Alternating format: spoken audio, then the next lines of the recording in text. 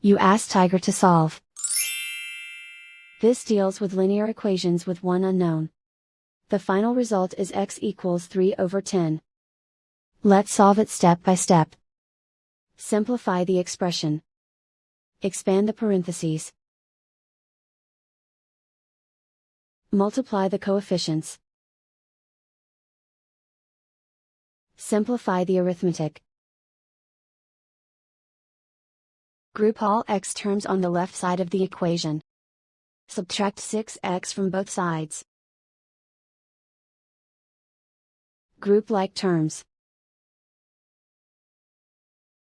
Simplify the arithmetic.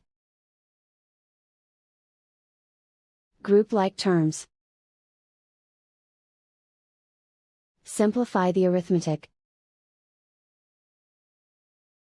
Group all constants on the right side of the equation. Add 4 to both sides. Simplify the arithmetic.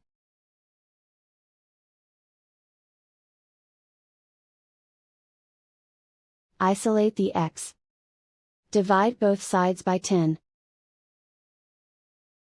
Simplify the fraction. And so the final result is x equals 3/10.